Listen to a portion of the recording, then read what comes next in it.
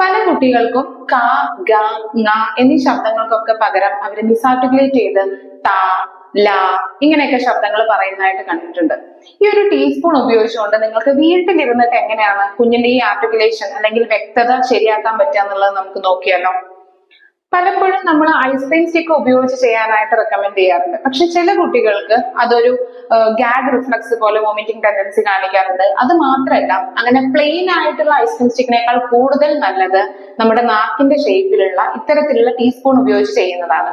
അപ്പൊ എങ്ങനെയാണ് അത് ചെയ്യുന്നത് എന്നുള്ളത് നോക്കാം. അപ്പൊ ഈ ക, ഗ എന്നുള്ള ശബ്ദങ്ങളൊക്കെ ബാക്ക് ഓഫ് ദി ടങ് ഉപയോഗിച്ചിട്ടാണ് ശബ്ദം പ്രൊഡ്യൂസ് ചെയ്യേണ്ടത്. പലപ്പോഴും കുട്ടികൾ നാക്കിന്റെ ടിപ്പ് ഉപയോഗിച്ച് പറയുമ്പോൾ അത് ത, ല എന്നുള്ള ശബ്ദങ്ങളൊക്കെ ആയിട്ട് മാറും.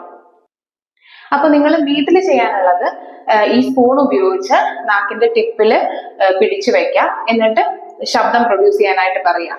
ഖ, ഖ, ഖ.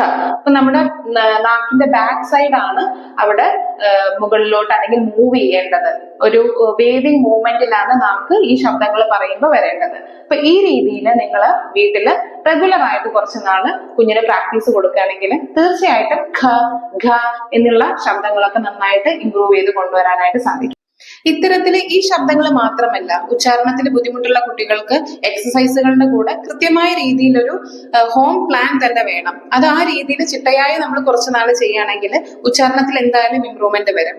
അപ്പം എന്റെ ഫോളോവേഴ്സ് ആണ് നിങ്ങളെങ്കിൽ നിങ്ങൾക്ക് അത്തരത്തിലൊരു പ്ലാൻ ആവശ്യമായിട്ടുണ്ടെങ്കിൽ താഴെ ഹോം പ്ലാൻ എന്ന് കമന്റ് ചെയ്തോളൂ. ഞാൻ അതിന്റെ ഹോം പ്ലാൻ നിങ്ങൾക്ക് ഫ്രീ ആയിട്ട് DM ചെയ്ത് തരുന്നതായിരിക്കും. അത് കൃത്യമായിട്ട് വീട്ടിൽ പ്രാക്ടീസ് ചെയ്യുക. കുഞ്ഞുങ്ങളുടെ സംസാരം വ്യക്തതയുള്ളതാവട്ടെ. Have a happy parenting.